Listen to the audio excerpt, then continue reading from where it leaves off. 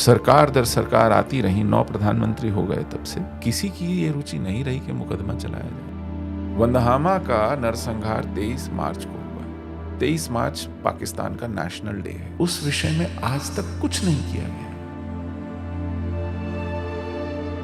कोई अनुग्रह राशि नहीं, कोई भरपाई नहीं, कोई न्याय नहीं। सर्वाइवर्स आज भी जिंदा हैं। उनसे कोई बयान लेने नहीं आया कि आप तो गवाह थे। कश्मीर में इस देश ने क्या झेला, उसके ऊपर कोई श्वेत पत्र नहीं आया है। तो उस विषय पर चुनावों में बात होती है। हम चुनावों में एक अच्छा दमदार मुद्दा है देश भर के। हमारे मुद्दे पर जो वोट मिल सकते हैं उसकी बड़ी कीमत है जी। हमारे अपने वोट की कीमत नहीं है। देखिए, कौन नहीं चाहता अपना घर, अपने पुरखों का घर, अपने पुरखों के तीर्थ, अपने मंदिर, अपना जन्म स्थान, अपनी पहचान का आधार कौन नहीं चाहता। और न सिर्फ मजबूर कर दिया गया बल्कि व्यवस्था की ऐसी उपेक्षा हुई कि उस विषय में आज तक कुछ नहीं किया गया। जितने लोग मारे गए, एक नया पैसा उसका मुआवजा किसी को नहीं मिला। यहां तो एक फौरी सहायता के रूप में कहते हैं ना कि अगर रेल हादसे में मर गए लोग 2 लाख 1.5 लाख रुपए मिलते हैं। सड़क हादसे में मर गए हैं, दंगे में कोई मारे जाते हैं, तो इस तरह की कोई एक अनुदान राशि, उसके बाद कुछ सहायता जी। आज तक एक धेला किसी को नहीं दिया गया। घर लुट गए, कोई कॉम्पनसेशन नहीं। व्यवसाय उजड़ गए, खेत चले गए, बागान चले गए, नौकरियां चली गई, कोई कॉम्पनसेशन नहीं, कोई अनुग्रह राशि नहीं, कोई भरपाई नहीं, कोई न्याय नहीं। हजारों एफआईआर हैं। पीड़ित सर्वाइवर्स आज भी जिंदा हैं। उनसे कोई बयान लेने नहीं आया कि आप तो गवाह थे, आप जरा बताइए आपने क्या देखा। क्योंकि ये जो सरकार दर सरकार आती रही, 9 प्रधानमंत्री हो गए तब से किसी की ये रुचि नहीं रही कि मुकदमा चलाया जाए, दोष सिद्ध किया जाए, दोषी को सजा दिलाई जाए, पीएम मोदी जी की, पीड़ित को न्याय दिलवाया जाए। पीएम मोदी जी की भी नहीं, उन्हें भी लगभग 10.5 साल हो गए आए हुए। बीजेपी ने क्या रुख अपनाया सर कश्मीरी पंडितों की वापसी के लिए? क्या कोशिश की कि कश्मीरी पंडितों को उनका वापस घर मिले, उनको वापस? अभी तक तो किसी को नहीं मिल पाया है। 10 वर्ष से अधिक हो गए, अभी तक तो किसी को नहीं मिल पाया है। और 35 वर्ष हो गए कुल मिला के पिछली सरकारों के। आज तक कोई प्रधानमंत्री नहीं गया शरणार्थी शिविरों में, कोई गृह मंत्री नहीं गया हाल पूछे कि आप कहाँ हो, कैसे हो, हम क्या कर सकते हैं, आपकी हमसे क्या अपेक्षा है। बीजेपी तो कहती है सर कश्मीरी पंडितों को वापसी कराएंगे। हाँ, मैंने भी सुना है जो आपने सुना है, और चुनावों के वक्त तो ये बार बार सुनने को मिलता है। क्रियान्वित नहीं हुआ अभी तक। अभी तक मेरे पास ऐसा कोई उदाहरण नहीं है। तो कथनीय और करणीय फर्क है। मुझे लगता है कि इस तरह का निष्कर्ष वाजिब है अभी तक तो, या पता नहीं किस बात की प्रतीक्षा में है। सर आर्टिकल 370 आप हमारे वापस जाने को छोड़ दीजिए, आज तक कोई इंक्वायरी नहीं बैठी है कि लाखों लोग घरों से उजड़ करके बिखर गए देश में, सर इसका ये कारण में, तो नहीं है कि अगर हम इस मुद्दे को वापस उठाएंगे तो फिर से वही चीज आ जाएगी, इसलिए ऐसा तो नहीं सरकार डरती है या सरकार कमजोर है? हाँ, अब ये भी एक आकलन हो सकता है कि हम वापस शुरू करेंगे ये बात तो वहाँ पे फिर से लोग उग्र होंगे और फिर वहाँ पे जो आज जो बचे हैं उनको भी भगा दिया जाएगा। बचे क्या हैं, कितने हैं? आज़ादी के समय सर 15% थे, आज सर 4% रह गए हैं। नहीं नहीं नहीं, कुछ 100 परिवार बचे हैं जी, वो 0.% में भी नहीं आते हैं। 1% तो छोड़ दीजिए, उनकी गिनती गिनने, हाथों में गिनने लायक है, ढूंढने पर नहीं मिलते हैं। और वो कोशिश करते हैं कि हम दिख ना जाएं, क्योंकि वो सॉफ्ट टारगेट्स हैं।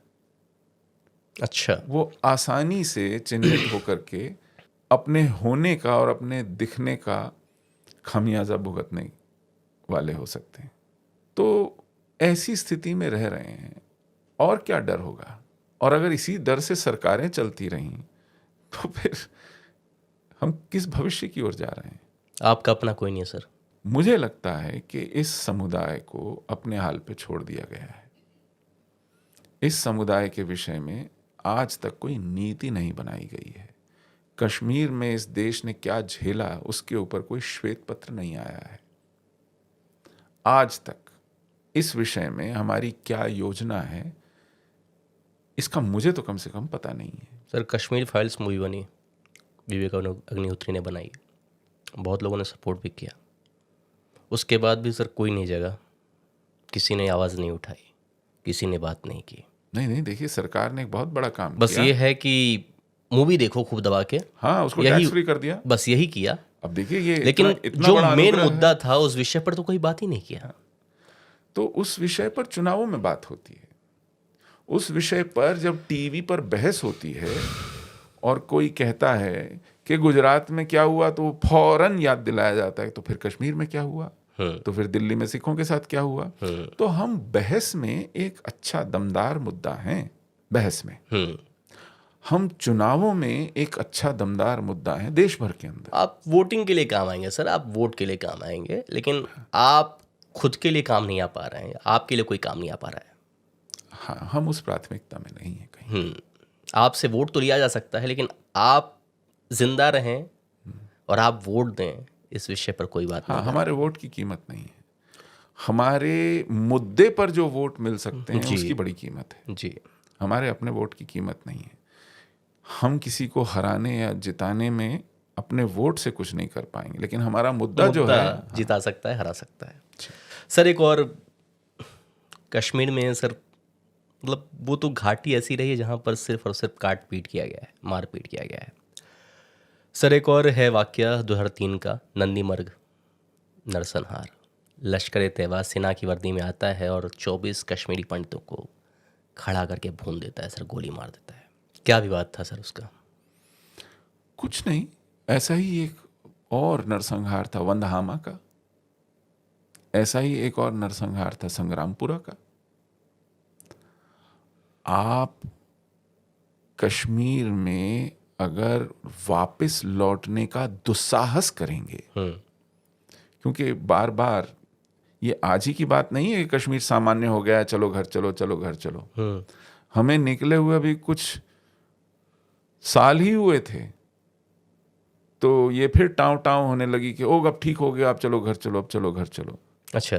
तो कुछ लोगों को इस तरह के बहकावे में लाकर अपने अपने गांव, अपने अपने घर लौटने को उत्साहित किया गया। जैसे बिहार का बेचारा वीरेंद्र पासवान गोलगप्पे बेचने कश्मीर चला गया, उनके कहा गया कि अब कश्मीर सब ठीक ठाक है, सामान्य है, चंगा है। तो 90 के दशक में हमारे ही समुदाय के कुछ बड़े बड़े वकील हैं यहाँ दिल्ली में, सरकार के साथ मिलके चलो हम ले जाते हैं समुदाय को, आपके माथे से ये लांछन साफ करवाते हैं कि आपने कुछ नहीं किया।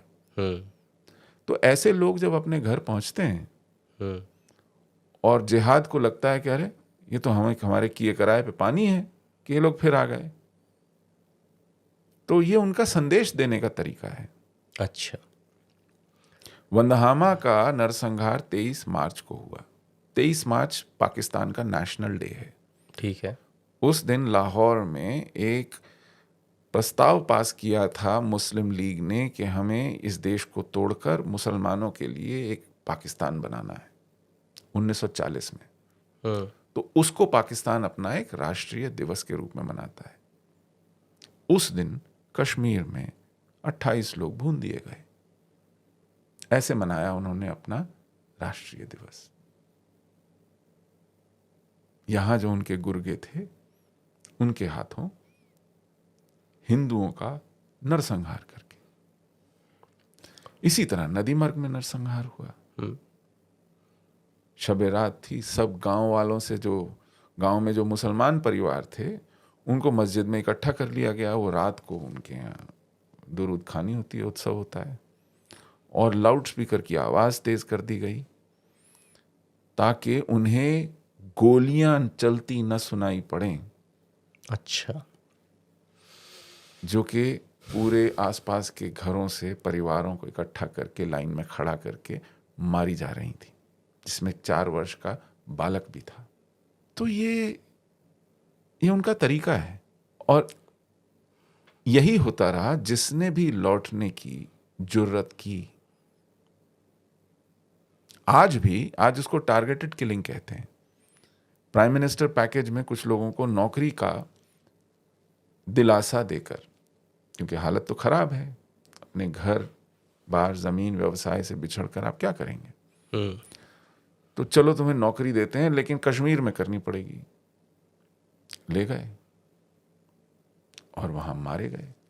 उन्हें बाड़े नुमा जगहों पर रखा गया, कंटीले तार लगाकर, पोटा केबिन बनाकर, टेम्परेरी हाउसिंग में, दुनिया को ये दिखाने के लिए कि देखो देखो देखो हम कश्मीरी हिंदुओं को कश्मीर वापस ले जा रहे हैं।